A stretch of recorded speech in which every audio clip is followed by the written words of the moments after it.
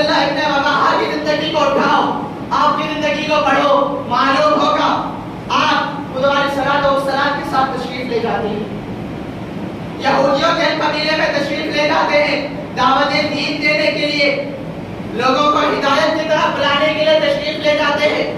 وہ یہودی قبیلے کا سردار عبداللہ ابن ابی جس کا نام ہے، جو منافقین کا سب سے بڑا سردار ہے، جب حضور علیہ السلام دعوت دین کے لیے اس کے قبیلے میں تشریف لے جاتے ہیں، تشریف لے جانے کے بعد وہ آپ سے بات کرنے کے لیے آگے تشریف لاتا ہے، تشریف لانے کے بعد حضور علیہ السلام سے بات کرنے لگتا ہے۔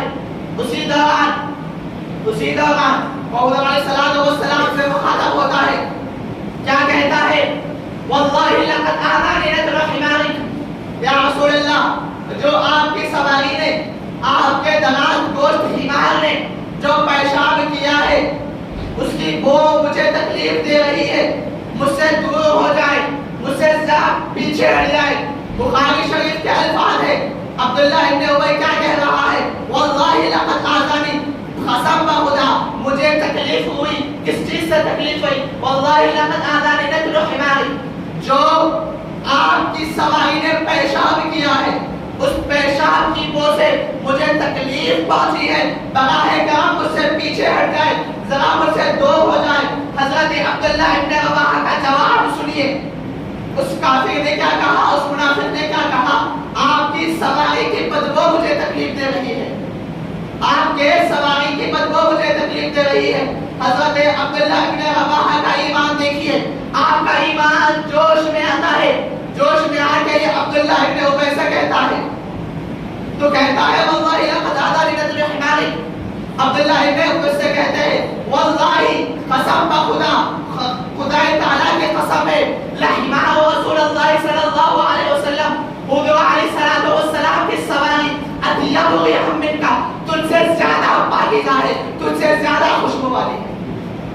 تو یہ کہتا ہے کہ حضور علیہ السلام کی سواری سے مجھے تکلیف پہنچی ہے، تو اس کا جواب سن، قسم بخدا، خدا تعالیٰ کی قسم ہے، بخاری شریف میں الفاظ لکھے گئے، واللہ لحمار رسول اللہ صلی اللہ علیہ وسلم اطیب ریحا منک، حضور علیہ السلام کی سواری تجھ سے زیادہ خوشبو والی ہے، تجھ سے زیادہ پاکیزہ ہے، تجھ سے زیادہ معطر ہے، تجھ سے زیادہ پاک و صاف ہے۔ یہ حضرت عبداللہ ابن رواحہ کا ایمان ہے۔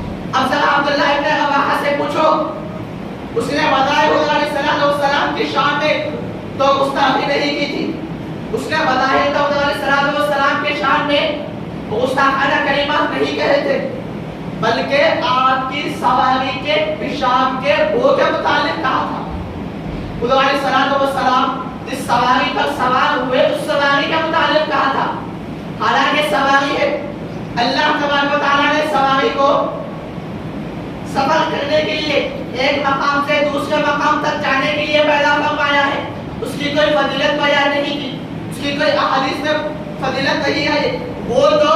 وہ حمار، وہ دراست گوشت جس کے بارے میں فقہی مسئلہ بیان کیا جاتا ہے کہ جس کا دھوک اگر کسی پانی میں گر جائے تو وہ پانی ناپاک ہو جاتا ہے، جس کا دھوک اگر پانی میں گر جائے تو وہ پانی ناپاک ہو جاتا ہے، تو اس کے پیشاب کا عالم کیا ہوگا؟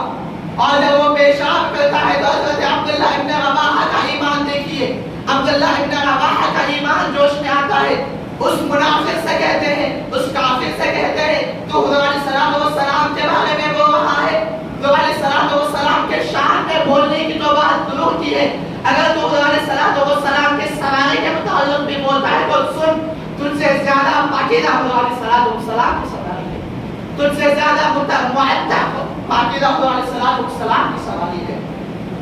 یہ حضرت عبداللہ ابن رواحہ کا ایمان ہے۔ اور حضرت علی کا ایمان دیکھیے، جنگ خیبر کا واقعہ ہے، جنگ خیبر کو فتح کرنے میں تمام صحابہ لگے ہوئے ہیں، ایسا آپ کا ایمان حضور علیہ السلام کی شان کے متعلق، اب حضور علیہ السلام آپ سے ارشاد فرماتے ہیں کہ کل میں ایسے شخص کے ہاتھ پہ جھنڈا دوں گا جس کے ہاتھ پہ خدا تعالیٰ خیبر کو فتح کرے گا، اور حضور علیہ السلام دوسرے دن مولا علی کے ہاتھ میں جھنڈا لیتے ہیں۔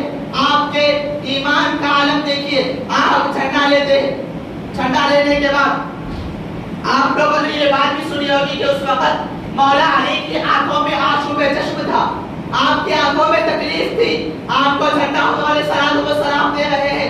آپ کا ایمان دیکھیے، مولا علی کا ایمان کہتا ہے، آپ کا ایمان دیکھیے، آپ یہ نہیں کہتے کہ یا رسول اللہ آپ مجھے جھنڈا کیوں دے رہے ہیں، میری آنکھوں میں تکلیف ہے، میں کفار کا، میں یہودیوں کا مقابلہ صحیح سے نہیں کر سکتا ہوں، میری آنکھوں میں تکلیف ہونے کی وجہ سے، میری آنکھوں میں تکلیف ہونے کی وجہ سے میں ان کا مقابلہ نہیں کر سکتا، براہ کرم مجھے جھنڈا دینے کے بجائے کسی اور کو جھنڈا دیجیے۔ لیکن حضرت علی یہ جواب نہیں دیتے۔ حضرت علی کو بھی معلوم ہے، حضور علیہ السلام نے کہہ دیا کہ کل مولا علی کے ہاتھ پر خیبر فتح ہوگا۔ مولا علی بھی جانتے ہیں کہ اگر حضور علیہ السلام نے کہہ دیا کہ میرے ہاتھ پہ خیبر کا قلعہ فتح ہوگا تو واللہ قسم خدا میرے ہاتھ پہ خیبر کا قلعہ فتح ہوگا۔ یہ کہہ کر آپ جھنڈا لے لیتے ہیں۔ جھنڈا لینے کے بعد یہودیوں کے مقابلے میں تشریف لے جاتے ہیں۔ تشریف لینے کے بعد آپ کے مقابل میں مرحب آتا ہے، وہ مرحب جس کے بارے میں بتایا جاتا ہے کہ ایک مرحب ایک شخص اس وقت کے عرب لوگوں کے 1000 مقابلے کے لیے کھڑا ہوتا تھا۔ 1000 لوگوں کے مقابلے میں ایک مرحب کھڑا ہوتا تھا۔ وہ مرحب مولا علی سے مقابلے کے لیے آتا ہے۔ مولا علی سے مقابلے کے لیے جب آتا ہے تو مولا علی سے پوچھتا ہے کہ تمہارا نام کیا ہے؟ نام کیا ہے؟ خیبر کا دروازہ ہے، یہ طرف مولا علی ہے، وہ طرف مرحب ہے۔ مرحب مولا علی سے مخاطب ہے، پوچھ رہا ہے کہ تمہارا نام کیا ہے؟ مولا علی جواب دیتے ہیں انا الذی سمتنی امی حیدر، میرا نام وہی ہے جس کی ماں نے اس کا نام حیدر رکھا ہے۔ انا الذی سمتنی امی حیدر زغام آجام و لیس الاسورا، میں وہی شیر ہوں جس کی ماں نے ایک شیر کی طرح اسے پالا ہے، ایک شیر کی طرح اسے بڑا کیا۔ تو خیبر وہ مرحب کہا جاتا ہے، خیبر کا قلعہ کہا جاتا ہے۔ مرحب وہ مرحب جو 1000 لوگوں کے مقابل کے لیے کھڑا ہوتا تھا، مولا علی کا نام سن کر کہا جاتا ہے۔ کیوں کہا جاتا ہے؟ ذرا سنیے، ایک رات پہلے اس نے خواب میں دیکھا تھا۔ کیا خواب میں دیکھا تھا؟ خواب میں اس نے دیکھا کہ ایک شیر ہے، ایک شیر ہے جو میرے جسم کے ساتھ میرے جسم کو نوچ رہا ہے، میرے جسم کے ٹکڑے ٹکڑے کر رہا ہے، میرے جسم کو پھاڑ رہا ہے، میرے جسم کو چیر رہا ہے۔ جب اس نے سنا کہ میرا نام حیدر ہے، حیدر کہتے ہیں شیر کو، اور ایسے شیر کو کہتے ہیں جو دہاڑ رہا ہو۔ عربی لغت میں، عربی ڈکشنری میں حیدر ایسے شیر، عام اگر کوئی شیر ہو تو اس کو حسن کہا جاتا ہے، اگر دہاڑنے والا شیر ہو تو اس کو حیدر کہا جاتا ہے۔ اور جب مولا علی کے زبان سے وہ سنتا ہے انا الذی سمتنی امی حیدر، میں وہی ہوں جس کی ماں نے اس کا نام حیدر رکھا ہے، وہ مرحب جو 1000 لوگوں کے مقابل کے لیے ایک کھڑا ہوتا تھا، اس کا دل بھی مولا علی کا نام سن کر کانپ جاتا ہے۔ اس کا نام مولا علی کا نام سن کر اس کا دل کانپ جاتا ہے۔ اس لیے شاعر کہتا ہے کبھی دیوار ہلتی ہے، کبھی دل کانپ جاتا ہے، کبھی دیوار ہلتی ہے، کبھی دل کانپ جاتا ہے۔ مولا علی کا نام سن کر اب بھی خیبر کانپ جاتا ہے۔ اگر تم حضور علیہ السلام کی شان میں گستاخی کرو گے تو ہم معاذ و معاذ رضی اللہ تعالیٰ عنہما کا قصہ بھی سنائیں گے، حضرت عبداللہ ابن رواحہ کی تاریخ بھی تمہیں سنائیں گے، حضرت مولا علی مشکل کشا شیر خدا رضی اللہ تعالیٰ عنہ کی تاریخ بھی تمہیں سنائیں گے۔ ہماری نسوں میں، ہمارے رگوں میں جو خون دوڑ رہا ہے اس میں حضور علیہ السلام کی الفت شامل ہے، اس میں حضور علیہ السلام کی محبت شامل ہے۔ تم حضور علیہ السلام کی شان میں گستاخی کرو اور ہم خاموش بیٹھ جائیں، یہ ہو نہیں سکتا۔ تم جتنا حضور علیہ السلام کی شان میں بے ادبی کے کلمات کہو گے، ہم اتنی زیادہ حضور علیہ السلام کی شان بیان کریں گے، ہم اتنی زیادہ حضور علیہ السلام کی شان بیان کریں گے۔ یہ مجاہدان اسلام کا واقعہ تھا۔ اب ذرا یہ بھی سنو، جو حضور علیہ السلام کی شان میں گستاخی کرتا ہے اس کا عالم کیا ہوتا ہے۔ قرآن مجید سورہ قلم کی 10ویں آیت سے لے کر 16ویں آیت تک، ان 6 آیتوں میں اللہ تبارک و تعالیٰ نے ولید بن مغیرہ کا تذکرہ بیان کیا۔ کون ولید بن مغیرہ؟ وہ جو حضور علیہ السلام کا گستاخ تھا، حضور علیہ السلام کی شان میں برے کلمات کہا کرتا تھا۔ وَلَا تُطِعْ اللَّهَ فِي مہین حماد مشاء بنمیم مناع للخیر معتد اثیم عتل بعد ذلک زنیم. وہ ولید بن مغیرہ جو حضور علیہ السلام کی شان میں گستاخی کیا کرتا تھا، اللہ تبارک و تعالیٰ کو اتنا جلال آیا کہ وہ حضور علیہ السلام کی شان میں گستاخی کرتا ہے، تو اس کے متعلق اللہ تبارک و تعالیٰ نے سورہ قلم کی 6 آیتیں نازل فرمائی، اور ان 6 آیتوں میں اس ولید بن مغیرہ کی 10 نشانیوں کو بیان فرمایا. ایک نشانی نہیں، 2 نشانی نہیں، بلکہ 10 نشانیوں کو بیان فرمایا. ان نشانیوں میں جانے کا وقت نہیں، 10 نشانیوں کو بیان فرمایا. اور ایک سب سے بڑی نشانی کو جو بیان فرمایا سنیے، مناع للخیر معتد اثیم عتل بعد ذلک زنیم. 9 نشانیوں کو بیان فرمایا. 9 نشانیوں کو تمام لوگ جانتے ہیں. ایک نشانی ایسی ہے جس کو کوئی نہیں جانتا، ایک نشانی ایسی ہے جس کو کوئی نہیں جانتا. وہ نشانی کا عتل بعد ذلک زنیم، سخت مزاج ہے اور زنا سے پیدا ہوئی اولاد ہے. 9 نشانیاں جتنی تھی تمام لوگ جانتے تھے ولید بن مغیرہ کے بارے میں. یہ نہیں جانتے تھے کہ وہ ولد الزنا ہے، ولد الحرام ہے، حرام کی اولاد ہے، زنا سے پیدا ہوا سو اولاد ہے. یہ کوئی نہیں جانتے تھے، وہ خود بھی نہیں جانتا تھا کہ میں زنا سے پیدا ہوا ہوں. ولید بن مغیرہ 9 نشانیوں کو تو تمام لوگ جانتے ہیں، ایک نشانی کو کوئی نہیں جانتا. اس کی وہ نشانی بھی خدا تعالیٰ نے بیان فرما دی. عتل بعد ذلک زنیم، ایسے نطفے سے وہ پیدا ہوا ہے جو حرام کا ہے، وہ حرام کی اولاد ہے. اپنے ماں کے پاس جاتا ہے، ماں کے پاس جانے کے بعد ماں سے پوچھتا ہے کہ اے ماں، تلوار کی نوک ماں کے گردن پہ رکھتا ہے، رکھ کے پوچھتا ہے کہ اے ماں ذرا بتا کیا میں اپنے باپ مغیرہ کی اولاد ہوں یا کسی اور کی اولاد. ولید بن مغیرہ کو بھی دیکھیے، حضور نے فرما دیا حرام کی اولاد ہے، زنا سے پیدا ہوا سو اولاد ہے. اب اس کے دل میں بھی ایک خوف آ گیا. حضور نے فرمایا تو ہو سکتا ہے یہ سچ ہے. حضور نے کہہ دیا ہو سکتا ہے یہ سچ ہے. اپنے ماں کے پاس جاتا ہے، گردن پہ تلوار رکھ کے سوال کرتا ہے کہ ذرا بتا میرا باپ کون تھا.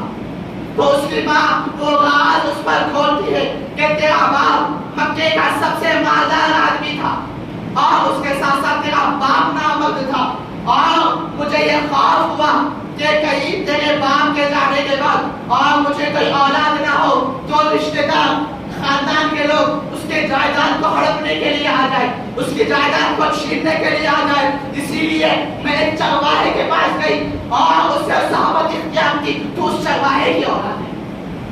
اور چرواہے کی اولاد کون ہے؟ خدا علیہ السلام کا مستاق ہے. اور جو خدا علیہ السلام کی شان میں گستاخی کر رہا ہے، قیامت تک جو خدا علیہ السلام کی شان میں گستاخی کرتا ہے، وہ اس آیت کے مصداق میں آتا ہے. وہ ولد الزنا، ولد الحرام، حرام کے نطفے سے پیدا ہوئی اولاد ہے. یہ میرا قول نہیں، یہ کسی اور شخص کا قول نہیں، بلکہ خدا تعالیٰ کا قول ہے. خدا تعالیٰ فرمایا عتل بعد ذلک زنیم، جو خدا علیہ السلام کی شان میں گستاخی کرتا ہے وہ حرام کے نطفے سے پیدا ہوا ہے، حرام کی اولاد ہے. یہ خدا تعالیٰ نے قرآن مجید میں فرمایا. اب ذرا دیکھیے، معاشرے میں وقت کی قلت کو مد نظر رکھتے ہوئے ایک چھوٹا سا واقعہ، خدا علیہ السلام کے گستاخ کا انجام کیا ہوتا ہے اس کو لے کر بتا کر اپنی بات کو ختم کر دوں گا. ابو لہب کا بیٹا اور ابو لہب مل کے شام کے سفر پر جاتے ہیں. سفر پر جانے سے پہلے وہ اپنے باپ سے کہتا ہے کہ میں خدا علیہ السلام کے پاس جاتا ہوں، جا کر ان کے خدا کی شان میں گستاخی کرتا ہوں، ان کے شان میں گستاخی کرتا ہوں. یہ نہیں سے خدا علیہ السلام کے پاس تشریف لاتا ہے، تشریف لا کر خدا تعالیٰ کی شان میں برے کلمات کہتا ہے، خدا علیہ السلام کے شان میں برے کلمات کہتا ہے. خدا علیہ السلام کو قلب کو تکلیف پہنچتی ہے. قلب کو تکلیف پہنچنے کے بعد آپ کی زبان سے یہ دعا نکلتی ہے، اللہم سلط علیہ قلبا من کلابی، اے باری تعالیٰ تو اپنے کتوں میں سے ایک کتا اس پر مسلط فرما دے. ابو لہب کے بیٹے کے بارے میں کہتے ہیں اپنے ایک کتوں میں سے ایک کتا اس پر مسلط فرما دے. اب اپنے باپ کے پاس تشریف لاتا ہے. اپنے باپ کے پاس تشریف آنے کے بعد باپ پوچھتا ہے تو خدا علیہ السلام کے پاس گیا تھا، حضور نے تجھ سے کیا کہا؟ تو وہ کہتا ہے کہ میں نے ایسے ایسے گستاخی کی تھی. اس کے بدلے میں انہوں نے کہا اللہم صلی علیہ قلبا من کلابک. اب وہ بھی حیرت میں آ جاتا ہے. اب حضور علیہ السلام نے کہہ دیا ہو نہ ہو اس کا انجام برا ہونے والا ہے۔ غزہ کے سفر پر جانے کا ارادہ ہو چکا تھا، سفر پر دونوں نکل جاتے ہیں، اس کے ساتھ اس کے فالوورز، اس کے حواریین، اس کے جو بھی خادمین تھے یا خدام تھے ساتھ چلتے ہیں۔ ساتھ جانے کے بعد ایک مقام پہ ٹھہرتے ہیں، ایک مقام پہ ٹھہرنے کے بعد اپنے خادمین سے کہتا ہے جو بھی، اور اس مقام کے بارے میں یہ بات بتائی جاتی ہے، اس مقام کا رہنے والا شخص ان کے پاس آتا ہے، آگے کہتا ہے کہ تم یہاں نہیں ٹھہرو، یہ وہ جگہ ہے جہاں درندے پرندے شیر ایسے ٹہلتے ہیں، ایسے چلتے ہیں جیسے ایک انسان چلا کرتا ہے، وہ ایسا مقام ہے یہاں درندے چلا کرتے ہیں۔ وہ یہ کہہ کر اب رات کا وقت تھا، رکنا مناسب نہیں تھا، چلنا مناسب نہیں تھا، رک جاتا ہے، اپنے خادمین سے کہتا ہے تمام غلے کو جمع کر دو، تمام غلہ جمع کر دیا جاتا ہے، غلوں کا اناج کا اتنا بڑا ڈھیر لگا دیا جاتا ہے، اور اس کے بعد خادمین سے کہتا ہے کہ اس پر میرے بیٹے کا بستر بچھا دو، اس پر میرے بیٹے کا بستر بچھا دو، اس کے بیٹے کا بستر بچھا دیا جاتا ہے۔ غزے کے تمام لوگ سو جاتے ہیں، اپنے فالوور سے اپنے خادمین سے کہتا ہے کہ ذرا دیکھتے رہو، سوتے بھی رہو اور دیکھتے بھی رہو کہ میرے بیٹے کا برا انجام نہ ہو جائے۔ پھر تاریخ نے یہ منظر بھی دیکھا، تاریخ نے یہ منظر بھی دیکھا کہ اس کے اطراف اس کا پہرا دینے کے لیے تمام لوگ جمع ہے اور وہ اونچے مقام پر سو رہا ہے۔ ایک شیر آتا ہے، شیر آنے کے بعد ایک لوگوں کی بو کو سنتا ہے، ایک کی بو سنتا ہے چھوڑتا ہے، دوسرے کی بو سنتا ہے چھوڑتا ہے، اور اس کے بعد بو سنتے ہوئے اس تک تشریف لاتا ہے، اس تک جاتا ہے، اور اس تک جانے کے بعد بو سنتا ہے، ہاں گستاخ رسول کی بو اس میں آ رہی تھی۔ تو شیر بھی جانتا ہے، جانور بھی جانتا ہے کہ ایک وہ جو کافر ہے بھلے ہی کافر ہو، اس کی بو اور جو گستاخ رسول ہے اس کی بو میں کتنا فرق ہے۔ بو سنتا ہے، دوسرے لوگوں کی بو سنتا ہے چھوڑتا ہے، اور اس ابو لہب کے بیٹے کی بو سنتا ہے، بو سننے کے بعد ایک چھلانگ لگاتا ہے، چھلانگ لگانے کے بعد اس اناج پر اس غلے پر پہنچ کر اسے چیر پھاڑ کر دیتا ہے، اسے پھاڑ دیتا ہے، اسے چیر دیتا ہے، پھر تمام لوگوں کی آنکھ کھلتی ہے، لوگ دیکھتے ہیں حیران ہو جاتے ہیں، اتنا بڑا اناج کا غلہ ہم نے لگا دیا، اتنا بڑا اناج کا غلہ ہم نے تیار کیا تھا، اس پر بھی چڑھ کر اس کا شیر کیا انجام کر رہا ہے۔ یہ گستاخ رسول کا انجام ہے۔ فصب علیہم ربک صوت عذاب ان ربک علیہم بالمرصاد۔ قرآن کہتا ہے کہ اے باری تعالیٰ، قرآن کہتا ہے کہ یا رسول اللہ آپ گھبراؤ نہیں، آپ کا رب تاج میں ہے، جو آپ کو گستاخی کرتے ہیں آپ کا رب جانتا ہے ان سے بدلہ کس طرح لینا ہے، کہاں لینا ہے۔ تو عزیزان گرامی مقام، آخر میں یہی کہوں گا، اگر حضور علیہ السلام کی شان میں تم جتنی گستاخی کرو گے، ہم حضور علیہ السلام کی شان اتنی ہی بیان کرتے جائیں گے، کیونکہ بریلی کے امام نے ہمیں یہ سبق سکھایا ہے، سب سے اعلیٰ و اولیٰ ہمارا نبی، سب سے بالا و اعلیٰ ہمارا نبی، اپنے مولا کا پیارا ہمارا نبی، دونوں عالم کا دلہا ہمارا نبی۔ کیا خبر کتنے تارے کھلے چھپ گئے پر نہ ڈوبے نہ ڈوبا ہمارا نبی، جن کے تلوار کا دھواں نہیں آب حیات ہے وہ جانے مسیحا ہمارا نبی۔ واخر دعوانا الحمد